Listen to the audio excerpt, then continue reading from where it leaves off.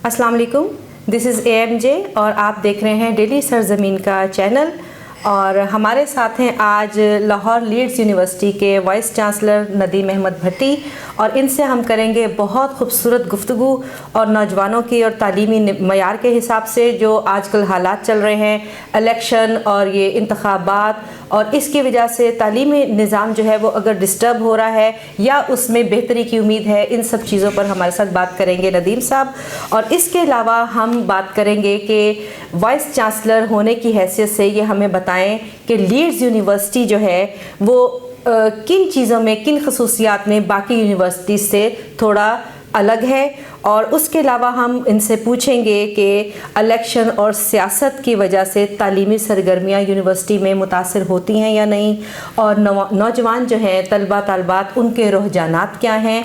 और उसके अलावा हम पूछेंगे इनसे और बहुत सी टेक्नोलॉजी की चीज़ें कि शॉर्टकट जो कोर्सेज़ आजकल नौजवान जो उनका रुझान उस तरफ बहुत ज़्यादा है, और उसके असरात क्या हैं, बुरे असरात हैं या एक पूरी प्रॉपर तालीमी प्रोसेस जो है उसको कंप्लीट करके डिग्रीज़ लेके तो फिर इस तरफ आना चाहिए।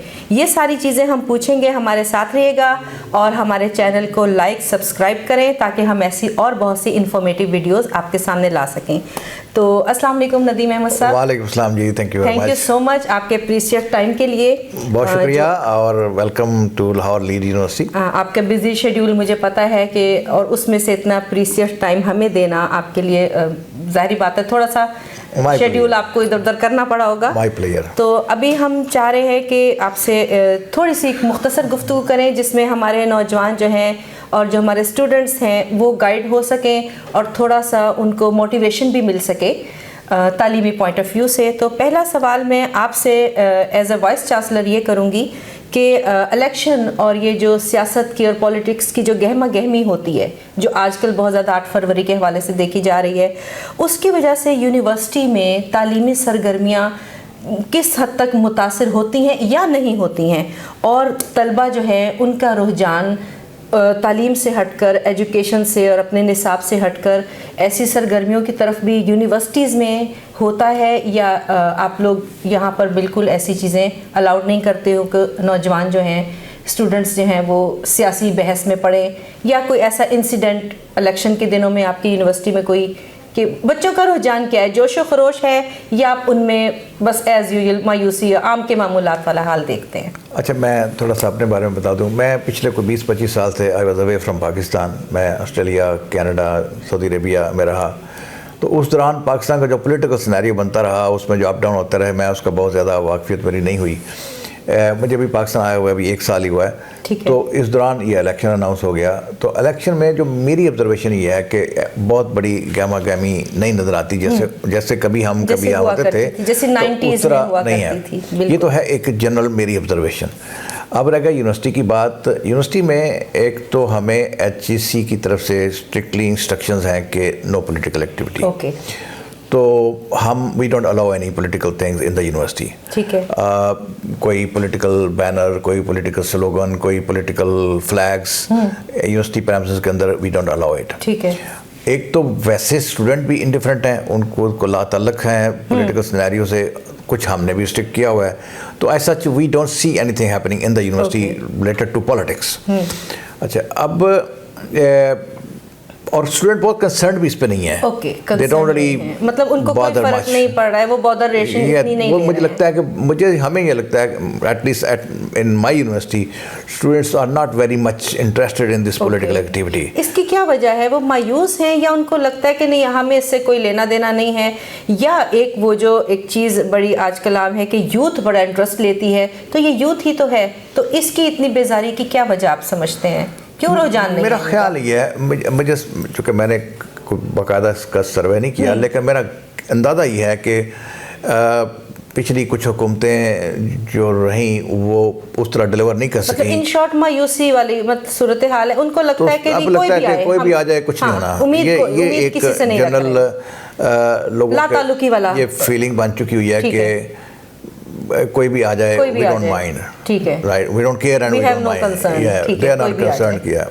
तो इसकी रीज़न कहीं ये भी हो सकती है कि आजकल के जो बच्चे हैं, जो नौजवान हैं, मैंने एक चीज़ फील की है कि उनका पाकिस्तान से भी इतनी मोहब्बत और लगाव वाली वो चीज़ नहीं है जो हमारे बड़े बूढ़ों में, बुज़ुर्गों में या हम लोगों में एक चीज़ होती थी। आने वाली जनरेशन को मैं पाकिस्तान से इतना जुड़ा हुआ नहीं देख रही, हालात की वजह से, सियासी माहौल की वजह से, या उनकी अपनी जो ज़िंदगी है वो तालीमी जो उनका एक स्टेटस है, उसके बाद उनको जॉब्स ना मिलना, उनकी नाकामियाँ, महरूमियाँ, मायूसियाँ, तो वो पाकिस्तान से कटते जा रहे हैं। मैं उनके अंदर वो जोश और जुनून एक मुहब्बे वतन वाला नहीं देखती हूँ जो हम लोगों में था, जो 90s 80s में था। अब के बच्चे बिल्कुल ब्लैंक हैं। इसकी वजह देखिए, मेरी ऑब्जर्वेशन बिल्कुल अपोजिट है। मेरा ख्याल है कि जो यंग पीपल हैं, they are very much concerned about the country, they love their country, they want something good to happen for this country. Ratio है इतने परसेंटेज के साथ? मुझे अगर पूछा है तो मैं तो 100% कहूँगा। 100% आपको लगता है? एवरीबॉडी इज कंसर्न्ड कि ये कंट्री, अभी हमारे पास कल परसों एक सेमिनार था, वहाँ पे oil and gas development corporation के हेड आए हुए थे, तो मुझे वो स्टूडेंट ने जो वो क्वेश्चन सारे वो पूछे जो कंट्री के फ्यूचर से रिलेटेड थे। ठीक है। तो अब हमारे यहाँ डे जो सेलिब्रेट हम करते हैं, जैसे 14 अगस्त होता है, तो बड़ी भरपूर पार्टिसिपेशन उसमें होती है। स्टूडेंट तराने गाते हैं और स्टूडेंट पाकिस्तान का फ्लैग लेके प्राइडली अपने आप को, ये लोग समझते हैं कि अगर ब्रेन ड्रेन हो रहा है, लोग पाकिस्तान से बाहर जा रहे हैं, तो शायद उसमें पाकिस्तान से नफरत शामिल है। मेरे ख्याल में ऐसा नहीं है। जो लोग पाकिस्तान से, मैं खुद पाकिस्तान से बाहर ना हो, बेजारी, मायूसी यहाँ पे हमारा कुछ रुझान तो बाहर जाके जॉब इकोनॉमी की हद तक तो है, उस पे तो आप शायद डिनाई नहीं करेंगे कि बाहर जाके कमाने का रुझान। इकोनॉमी की हद तक तो मायूसी फॉर श्योर है, क्योंकि हमारे यहाँ अनएम्प्लॉयमेंट बढ़ी है। लेकिन कंट्री की वैल्यू, कंट्री का रिलीजन, कंट्री का झंडा, कंट्री के गाने, कंट्री की उससे मोहब्बत नहीं कम हुई। जो लोग पाकिस्तान से बाहर भी रह रहे हैं, they are even sometime more Pakistani than Pakistani. और आप देखते हैं कितना बड़ा ओवरसीज पाकिस्तानी कितना कंट्रीब्यूट करते हैं इस मुल्क की इकोनॉमी के लिए, और कितना इस मुल्क को डिफेंड करते हैं when they are sitting abroad. तो पाकिस्तान से मोहब्बत नहीं कम हुई। अब रह गई इकोनॉमी, यहाँ वीक होने की वजह से किसी और जगह पे लोग इकोनॉमी या ज़रूरतें कह लें, इकोनॉमिक नीड जो है, इकोनॉमिक नीड के लिए नीड लोग दूर बाहर जा रहे हैं, but that is not an indicator. हर कोई होना चाहता है। ये इंडिकेटर इस बात का नहीं है कि वो पाकिस्तान से मोहब्बत नहीं करते।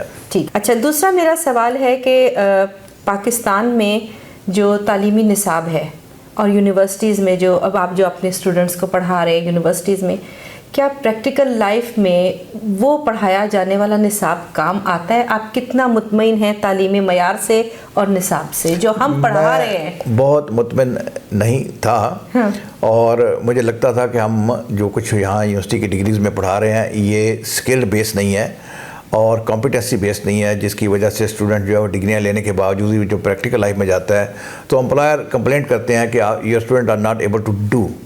तो अब हमने इस पे काम किया है, हम अपने करिकुलम को स्किल बेस्ड बनाया है हमने। मतलब ये लीड्स यूनिवर्सिटी ने, लाहौर लीड यूनिवर्सिटी ने अपने कोर्सेज को स्किल बेस्ड बनाया है और कॉम्पिटेंसी बेस्ड बनवाया है।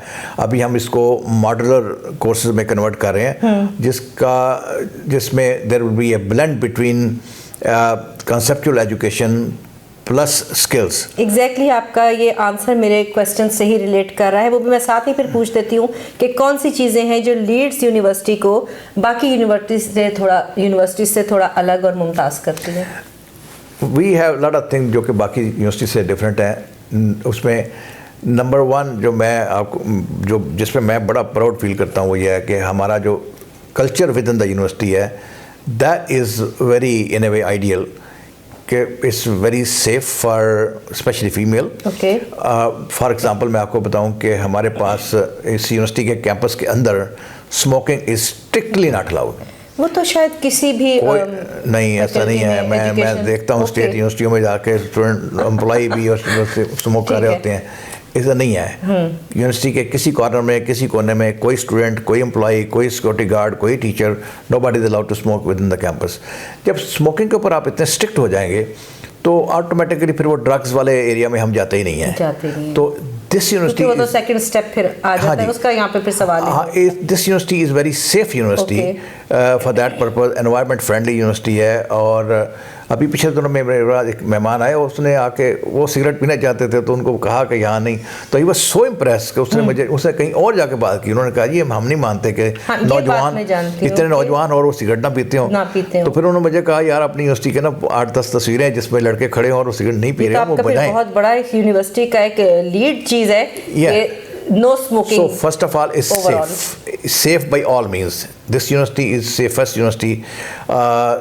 अच्छा सॉरी मैं कट कर रही हूँ, ये कैंटीन्स वगैरह पे अगर ये जो एम्प्लॉयज हैं जो कैंटीन ये भी अलाउड नहीं है, क्योंकि जाहिर बात है इन्हीं की देखा देखी फिर स्टूडेंट्स कैंटीन हो, कैफेटेरिया हो, बैकयार्ड्स हो, ठीक है, इट्स नॉट अलाउड एनीवेयर, ठीक है, राइट।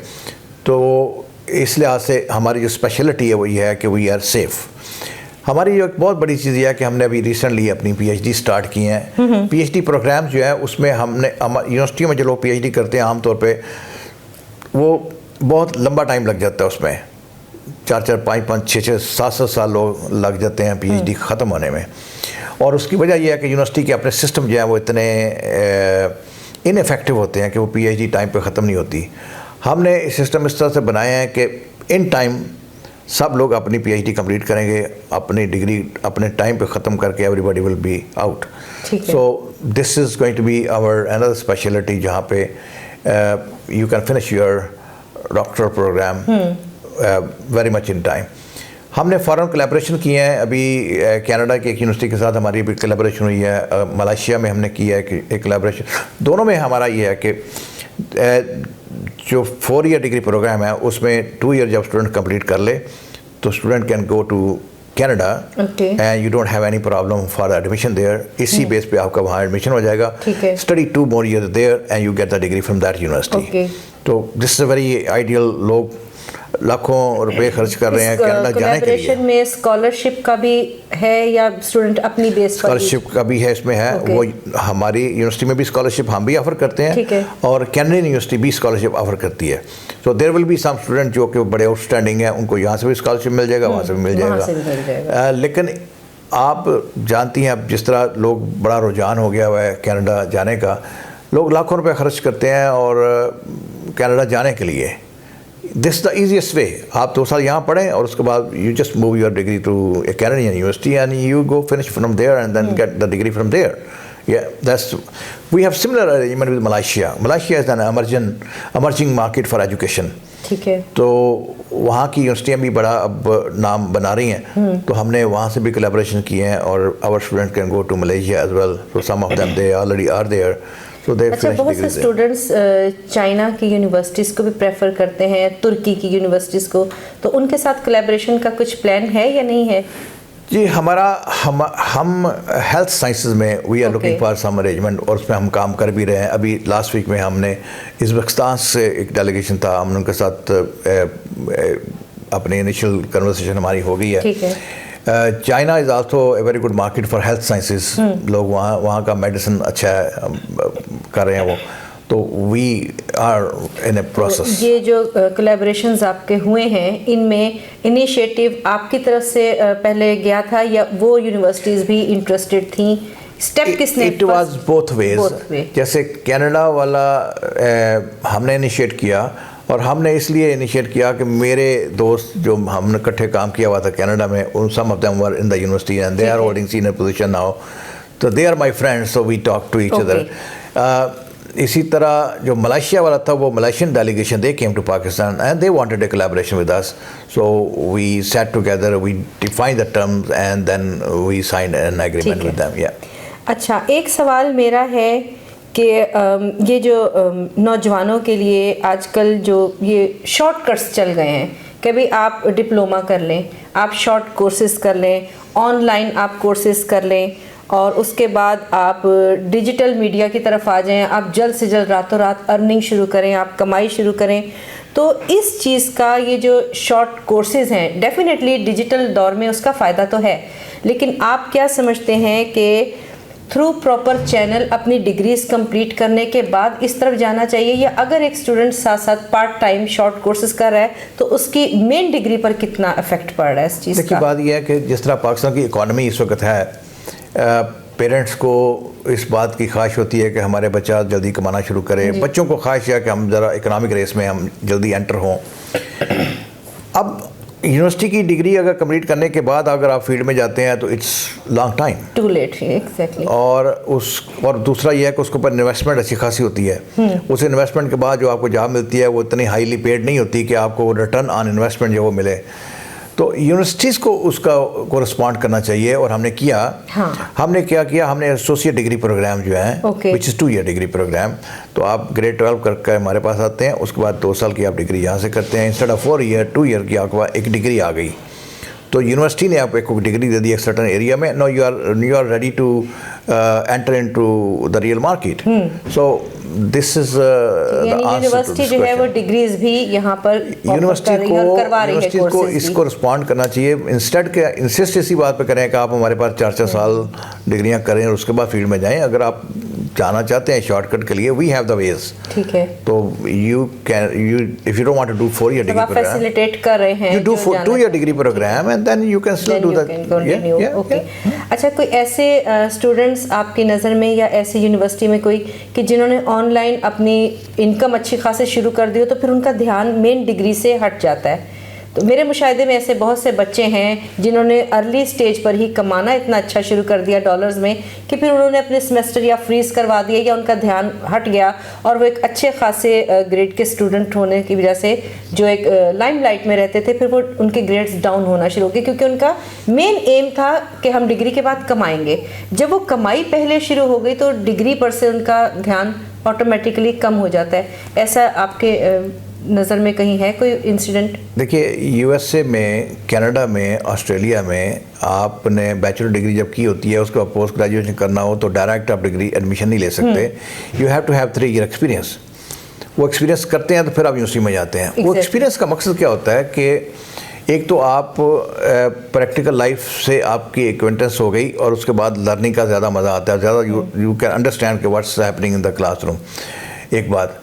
दूसरी बात उसमें यह है कि जो स्टूडेंट फील्ड में काम कर लेता है उसमें वो जो शौक होता है लर्निंग का वो ज़्यादा बढ़ जाता है, क्योंकि उसको फील हो जाता है कि मेरे वीक एरिया कौन कौन से हैं। तो जो आपने बात की है ना कि जो लोग कमाना शुरू कर देते हैं उनको सीखने का ज़्यादा शौक आ जाता है, क्योंकि वो कमाते हुए उनको समझ आती है कि मेरी शॉर्ट कमी कहाँ पे है। जैसे आपने IT में एक आपने डिग्री की, उसके बाद आप दरमियान में कहीं पे आपने पैसे कमाने शुरू कर दिए, तो पैसे कमाते हुए आपको समझ आई कि मुझे अगर मार्केटिंग स्किल आती होती तो I could have been a better like person, या मुझे अकाउंटिंग और फाइनेंशियल मैनेजमेंट अगर आए तो I can be a better person. Proper degree भी साथ होती तो मैं एक बेटर, तो ये चीज़ें रिच करती है आपकी प्रॉपर डिग्री। तो फिर वो स्टूडेंट ज़्यादा बेहतर आते हैं डिग्री के लिए, और वो ज़्यादा बेहतर कैंडिडेट भी बनते हैं क्लासरूम में जब बैठते हैं, तो वो ज़्यादा प्रोडक्टिव स्टूडेंट होते हैं। ठीक है। अच्छा, आपकी यूनिवर्सिटी में जो हैंडीकैप स्टूडेंट्स हैं उनके लिए कोई इनिशिएटिव लिया गया है, कोई डिपार्टमेंट है, या इस पे कोई प्लानिंग है कि मतलब जो चल नहीं सकते, या अगर कोई व्हील चेयर पर है, या कोई भी प्रॉब्लम उनको फिजिकली है, मेंटली है? लेकिन हमारे हर डिपार्टमेंट में हमारी we have access to wheelchairs. हमारे पास कोई भी स्टूडेंट अगर आएगा हैंडीकैप होगा तो वी हैव द सिस्टम। आप फैसिलिटेट, मतलब आप क्या ये एजेंडा नहीं है कि नहीं जी इनको इस यूनिवर्सिटी में नहीं होना चाहिए, इनका इदारा अलग होना चाहिए? हमने उनके लिए, हमारा काम है उनके लिए फैसिलिटी प्रोवाइड करना, और वो हमने प्रोवाइड की हुई है। और कोई भी अगर आता है हैंडीकैप, उसके लिए हमारे पास we have the arrangement, we can accommodate that. मतलब वो वेलकम है, ऑलवेज वेलकम, और वो आके तो एडमिशन लेके नॉर्मल स्टूडेंट्स के साथ पढ़ सकते हैं। For sure, yes. ठीक हो गया। से जाते जाते ये कि पाकिस्तान का जो आप देख रहे हैं पॉलिटिकल इश्यूज, और पाकिस्तान का फ्यूचर आप क्या देखते हैं?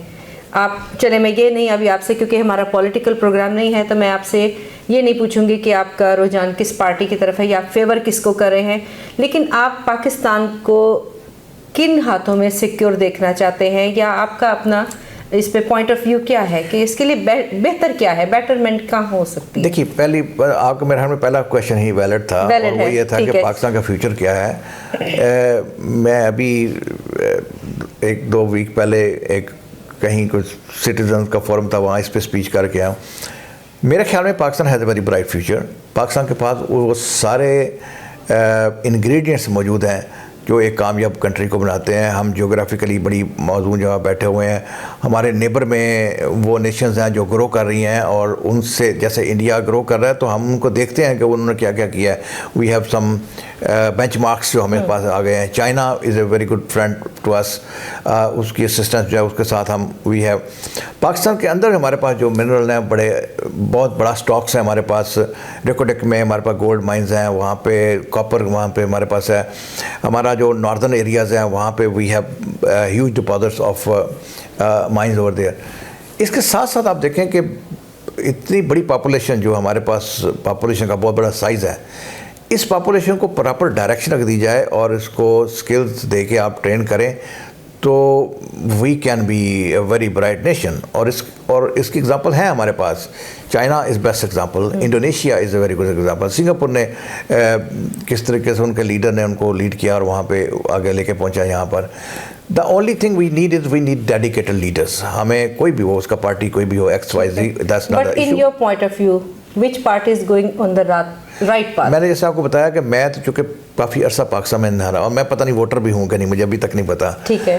तो मुझे बहुत ज़्यादा पॉलिटिकल पार्टीज का बट नहीं किसे पता। थोड़ा बेहतर आप समझते हैं कि हाँ इनसे हमारी उम्मीदें पूरी मुझे हो लगता है सकती कि हैं? पार्टी नहीं है इशू। Okay. मुझे लगता है कि पार्टी के अंदर इंडिविजुअल बड़े अच्छे हैं। हाँ, there are agreed. Individual who have, मतलब मैं I am not a very, कुछ एक में अच्छे हैं, कुछ एक में अच्छे हाँ, हैं। I am not a great supporter of let's say people's party, लेकिन मैं जानता हूँ कमरुज़्ज़मान कायरा, मैं और वो हम एक हॉस्टल में रहते थे। हम इज़ अ वेरी ब्राइट गाय और वो समझदार इंसान है, पाकिस्तान से प्यार करने वाला आदमी है, उस पार्टी में बैठा हुआ है। एतजाज़ हसन है इधर बैठा हुआ है, कोई और इस तरह मतलब डिफरेंट पार्टीज में अच्छे लोग हैं, बैठे हुए हैं। तो मेरी अगर मेरा कोई सबको निकाल के ना एक पार्टी मेरा कोई बस चले हाँ, तो नहीं, वो पार्टी को ना निकाल लें। अब ये करने के इलेक्शन हो रहा है ना, हाँ। इस इलेक्शन में वो ब्राइट पीपल विन कर जाएं जो जिनकी तरफ मैं इशारा कर रहा हूँ। शॉर्ट अलायंस हो जाए तो शायद ये काम भी हो सकता है। वो उनकी जो विल है to improve the country and to take the country to higher position, that will अगर डेफिनेटली। इस तरफ बात निकली है तो एक चीज़ ये कि आपको लगता है कि ये जो एलिजिबल लोग हैं, बहुत काबिल लोग हैं, जब ये कुछ अच्छा करना चाहते हैं तो इनको करने नहीं दिया जाता या रुकावटें बहुत आ जाती हैं, या जो लोग करना नहीं चाहते वो इनकी भी टांग खींच के इनको पीछे कर लेते इसलिए हैं? मैं कह रहा हूँ ना कि ऐसी टीम बने जो जिसमें सारे करने वाले लोग आएं। वो ना करने वाले लोग इलेक्ट ही ना हों। तो ये कब होगा, कैसे होगा? ये अभी 8 तारीख आपको अभी इलेक्शन होने वाला, इसमें हो सकता है। हो सकता है, अब होगा कि नहीं होगा मुझे नहीं पता, लेकिन हो तो सकता है। अगर इसमें लोग वोट देते हुए ये सोचें कि कौन सा इंडिविजुअल है जो मुल्क के मसाइल को समझता है और मुल्क के लिए मुहिब वतन है और काम कर सकता है, अपनी पर्सनल इंटरेस्ट को सेक्रीफाइस कर सकता है कंट्री के लिए, तो उसको वोट दें और उसको इलेक्ट कराएं। वो जो टीम बनेगी वो कंट्री को आगे लेके जाएगी for sure. Thank you so much. Thank you very much. तो व्यूअर्स, आपने देखा इतनी खूबसूरत गुफ्तगू हुई और अभी ये गुफ्तगू और मज़ीद आगे बढ़ सकती थी, लेकिन क्योंकि टाइम लिमिटेड होता है हमारे पास, तो नदीम साहब के साथ मेरी गुफ्तगू तो जारी रहेगी। आप इसको पढ़िएगा हमारे सरजमीन के स्पेशल एडिशन में, और इसके अलावा हमारे चैनल पर आप अनकरीब देखेंगे स्टूडेंट्स के साथ भी हमारी एक मुख्तसर गुफ्तगू होगी कि वो अपने फ्यूचर को लेकर क्या सोचते हैं। और इसके साथ ही मुझे इजाज़त दें और हमारे चैनल को सब्सक्राइब करें ताकि हम आपके सामने और अच्छी अच्छी वीडियोस ला सकें। Thank you so much. Allah हाफिज़ Nadeem Sahab. Thank you ji, thank you.